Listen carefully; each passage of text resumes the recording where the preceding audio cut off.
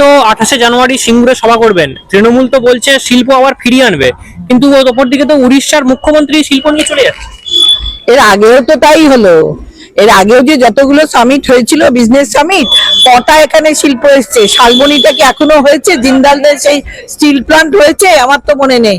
এত বড় উইপ্রো সে চলে গিয়েছে, কগনিজেন্ট এখান থেকে চলে গেছে। কোনো শিল্পই এখানে আর হয় না। একটাই মাত্র শিল্প হচ্ছে, সেটা হচ্ছে রাজনীতি। আর ওই ওই কুটির শিল্প যেটা করেছে, ওই কি বলে সিন্ডিকেট শিল্প, এই দুটো শিল্প আছে। আর মানুষকে চমকানো ধমকানো, মানুষকে মর্যাদা না দেওয়া, এই শিল্পগুলো ওদের মধ্যে এসেছে। আর বাকি কোনো শিল্প পশ্চিমবাংলায় বেঁচে নেই। আরে ঘুগনিটা বেচবে, কিনবেটাকে? ক্রেতা কোথায়? সবাই যদি ঘুগনি বেচতে শুরু করে, তা কিনবেটাকে আগে সেটা তো দেখতে হবে। ক্রেতা কই? আমি ঘুগনি বেচবো, তুমি ঘুগনি বেচবে, আর একজন ঘুগনি বেচবে, তা কিনবেটাকে? এই জন্য মেলাতে লোক হচ্ছে, কিন্তু ক্রেতা আর আসছে না। মেলার লোকেরা বলছে আমাদের বিক্রি নেই। লোক হচ্ছে প্রচুর, কারণ সবাই বিক্রেতা। তাহলে ক্রেতা কে হবে? অভিষেক বন্দ্যোপাধ্যায় বারাসাতের সভা, ন্যাচারালি আমি যদি নিজের রাজত্ব ঠিক রাখতে না পারি, তখন সাধারণ মানুষের অত্যাচারে তো যুগ যুগ ধরে করে আসছি। এরা তো নিজেদেরকে রাজা ভেবে ফেলেছে না এখানকার। ওই যে যেহেতু লোকে লেখে যুবরাজ, নিজেকেও রাজা ভেবে ফেলেছে। ছিল তো পর্ণ কুটিরে, সেখান থেকে উঠে গিয়ে অট্টালিকায় গেছে। তো বুঝবেটা কি?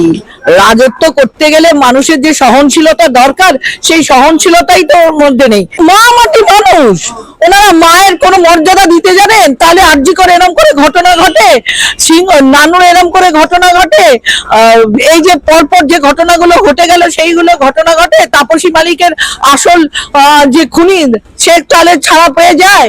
তো মাকে মায়েদেরকে লাগে। আর মাটির মর্যাদা ওনারা দেন না। মাটিটা জানে এটা কামানোর রাস্তা। পশ্চিমবঙ্গের মাটি ওদের কাছে কামানোর রাস্তা। চতুর্দিক থেকে খালি শুধু অট্টালিকা গড়ে চলেছে, এবং সেখানকার একটাই প্রমোটার। সব জায়গায় দেখুন, সব জায়গায় 10%, কোথায় 15% করে অভিষেকের জন্য রেখে দেওয়া রয়েছে। এই তো হচ্ছে। আর মানুষকে তো মানুষ জ্ঞানই করেন না, কারণ ওরা নিজেদেরই তো মান আর হুঁশটা নেই। তার মানুষকে মানুষ জ্ঞান করবেন কি ওনারা? একেবারে সন্দেশখালীর বিডিও অফিসে জ্বালিয়ে দেওয়া হলো। অপরদিকে ফারাক্কার বিধায়ক একেবারে মনিরুল ইসলাম, তিনি তো হুমকি দিচ্ছেন যে একেবারে ফারাক্কা স্তব্ধ করে দেবেন। শুনুন, এর আগেও মনিরুল বলেছিল, যখন দিয়েছিল কি পায়ের তল দিয়ে মেরে মানুষকে মেরে ফেলবে, তখন সে কিন্তু তৃণমূলে ছিল না।